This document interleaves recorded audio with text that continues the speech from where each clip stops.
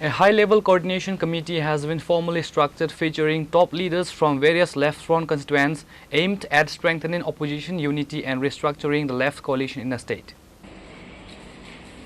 এটা ঠিক যে হাসপাতাল পরিষেবা যদি এবং আলোচনার মাধ্যমে সমাধানে এগিয়ে আসুক বহু জনগণের সামনে এবং সরকারের দৃষ্টি আকর্ষণ করছে।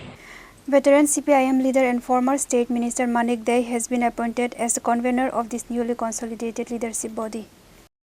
যারা আছেন অফিসার কর্মচারী একটু সৎ একটু ভালো জনগণের জন্য কিছু করতে চান, সাহসের সঙ্গে কিছু কাজ করতে চান, প্রশাসন তো এমনিতে বুক থুবড়ে পড়েছে, তার মধ্যে গিয়ে দেখা যায় যারা একটু ভালো করে সাহসের সঙ্গে কাজ করতে চায় এরা আক্রান্ত হচ্ছে।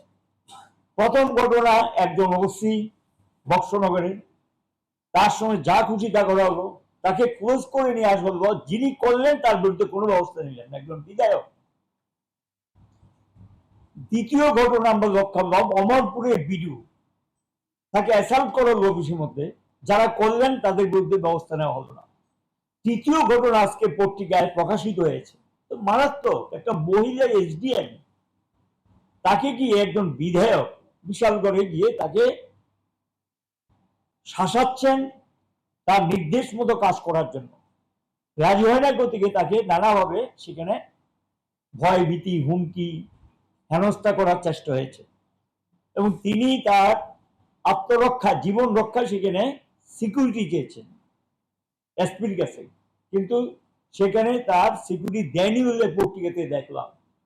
এর হলে প্রশাসনের মধ্যে অন্যায় যেগুলো চলছে এবং দুর্নীতি যেভাবে আচ্ছাড় চলছে প্রশাসনের একেবারে নিচ থেকে উপর পর্যন্ত, এই প্রতিদিন সংবাদপত্রে বিভিন্ন ঘটনা প্রকাশ পাচ্ছে, সিএজি রিপোর্ট প্রকাশ পাচ্ছে, অসংখ্য সমস্ত ডিপার্টমেন্টগুলো দুর্নীতির সঙ্গে যুক্ত হয়ে পড়েছে তদানীতে এবং সেই ধরনের।